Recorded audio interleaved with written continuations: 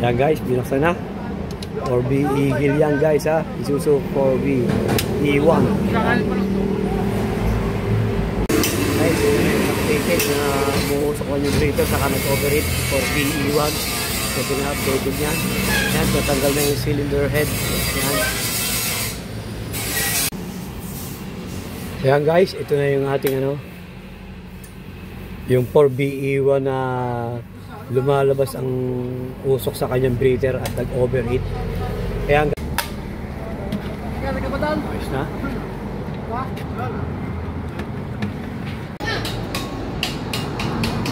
Yan guys, pinipre-prepare na yung cylinder head gasket.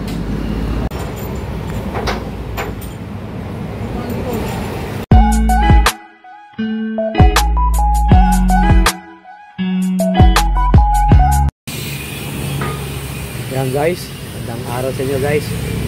Kaya meron tayong check upin 4B E1 to Isuzu 4B E1 tumakan to guys.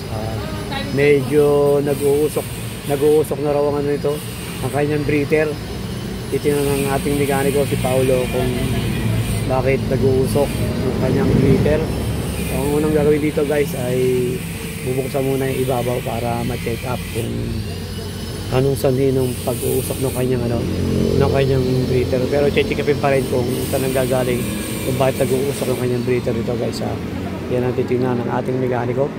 Yan, Isuzu 4B E1 yan guys. Ayan guys, yan. Ayan, maya guys, buksan na ng ating mekaniko si Paolo kung saan nagkaroon ng problema, kung bakit nag-uusok ito guys. Ayan guys. Ayan. Ayan, bago natin tingnan yan, buksan yung pang-ibabaw niyan, subscribe nyo muna kami sa aming YouTube channel, EMB TV. Pa-like at pa-share na rin guys at with notification bell para lagi kayong updated sa mga share na yung video at ipopost guys. Yan, Isuzu L4B E1 to guys. Ayan guys, ayan. Ayan, okay guys. Ayan guys, binuksan na 4B Eagle yan guys ha. Isuzu 4B E1. Tingnan natin kung anong gagawin dito, kung bakit mausok ang breather ito. Ano ba posibleng dahilan niya, Paolo? Anong gagawin natin dyan? Piston ring, rider. Ano? Piston ring. Piston ring? Hindi ba? Iba makanin yan o ano? Hindi. Babaw lang? Ayan guys, babaw lang daw. Sabihin, titindi yung piston ring. Saka yung liner. Ayan guys, so check-upin natin yung liner saka kanyang piston ring. Kung anong kondisyon na yan. Umpisa na, medyo nahihirapan na yung ating mekaniko. Ayan guys ha. Kasi mausok ang breather na nito guys ha. Kumakaiba ng langis, Paolo? Hindi, nag-overheat. Nag-overheat? Oo, nag-overheat pala ito guys Kaya pala umusok ang nito, breather. Nag-overheat pala ito guys ha. Ayan, yun ang iiwasan nyo. Talagang pag-overheat ang makina nyo, dyan talaga pupunta.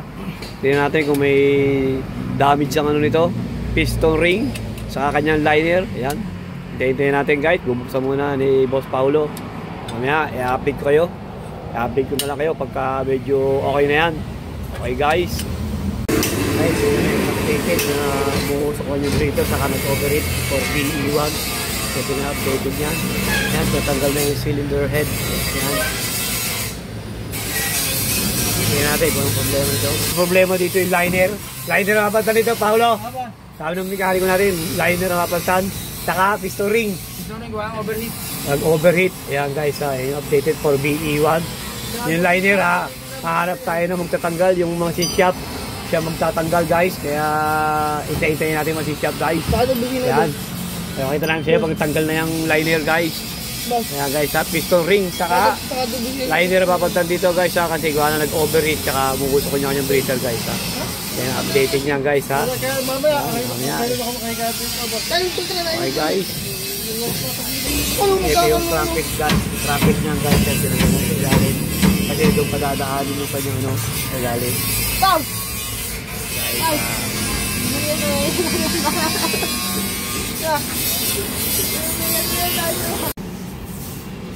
Ayan guys, ito na yung ating yung 4B E1 na lumalabas ang usok sa kanyang breather at nag-overheat. Ayan guys, napalitan na natin ito ng, ng liner. Yan ang liner. Yan, bago na yung liner niya. Yan, bago na yung liner niya guys ha. Pero Paolo, yung piston, di pinalitan. Paolo, yung piston, di pinalitan. Liner sa ring lang. Liner saka piston ring na pinalitan dito guys ha. Kasi nanihit itong dahilan kung ba't nag-overheat. Yan. Yan ang mangyayari sa inyo guys pagka nag-overheat sa inyo. Yan po spilit na gano'n ang mangyayari. Kakapalitan ng piston ring, saka kapalitan ng liner kasi yung piston ring siguro nabasag yung piston ring ano. Tapos yung kumayod siya ano sa liner ano. Naputol yung piston ring kasi nag-overheat syempre, nag-init guys kaya lumutong, naputol yung piston ring. Kaya nung naputol, yung gumahi dito sa kanyang liner. Ito yung liner yan. Gumahi. Kaya nagkaroon ng problema. Kaya pinalitan ng bagong liner guys ha. Kasi once na nag-overheat ang ano, pwedeng maraming mangyari. Ang nangyari naman dito ay naputol yung piston ring sa init. Tapos biglang napasangat, nasira yung kanyang liner. Yun ang nangyari dyan guys ha. Tip. Kaya minsan iwasan nyo rin maging overheat ang inyo. Hindi lang iwasan tayo. Huwag yung pagiging overheat yung kanyang sakay nyo. Kasi mahirap, maraming magiging madadamay. Buti ito, yun lang nadamay. Merong yung iba, ina-overhaul ng talagang overhaul. Ito, liner lang, palit tsaka liner at tsaka piston ring lang. Yung iba, malaki magiging gastos kung malma ang pagiging overheat kung napabayaan ng gusto guys. Yan. 4BE1 to guys, Isuzu 4BE1. Okay, kamaya ikakabit na yung cylinder head nito guys ha. Okay guys. Yan guys, piniprepare na yung cylinder head. Kakabit na yung kanyang mga valve ring. Valve ring nga ba yan? Valve spring. Valve spring, hindi yan, valve ring yan ha. Hindi ba valve ring yan? Hindi pala. Valve lock to. Valve lock, yan na guys. Piniprepare na. Yan o, kakabit na yan. Shoutout, nagbukas.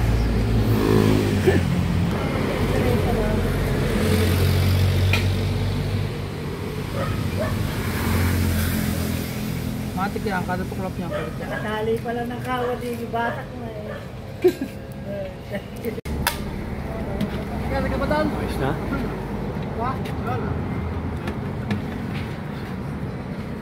Hindi pa kira ka rin. Kapali. May kapal na.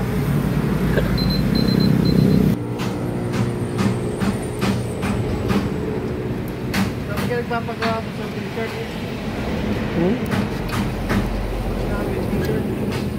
T-shirt?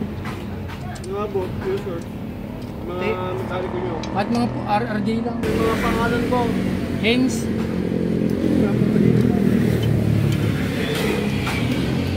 Pangalan, para kilala. Yan guys, piniprepare na yung cylinder head gasket. Nakapatong natin itong head. Cylinder head. Ito cylinder head gasket. Ito cylinder head. Kapera, ano?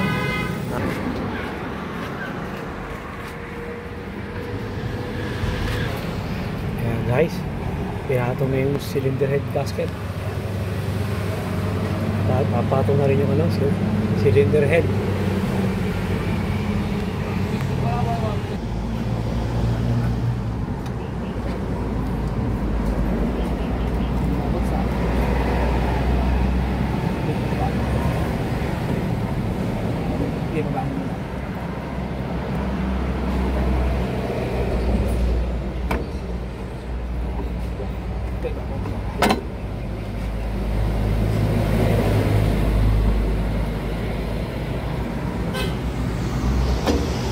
Yung may gauge yan ha, di ba? Mga guys. Yeah, okay na guys. Tutor.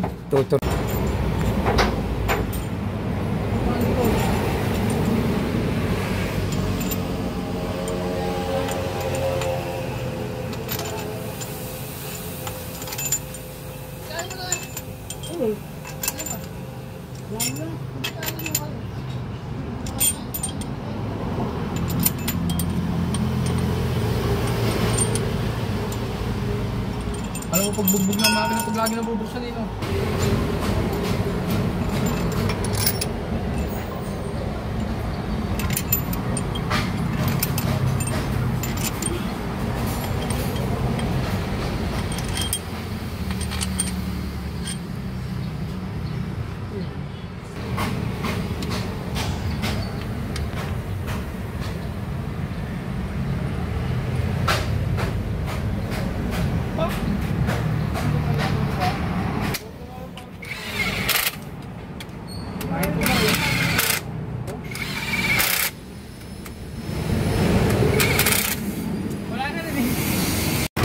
Ayan guys, ayan ang updated itong ating 4BE1 na nag-overheat.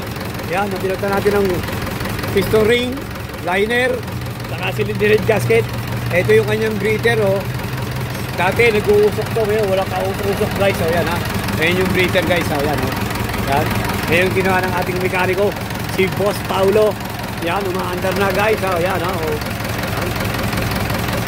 Mabuti na lang, medyo kaunti lang na gas dito. Hindi ganun kalaki kasi naagapan agad kasi pagka-overheat, pinacheck agad sa ating ano. Kasi medyo maingay daw overheat.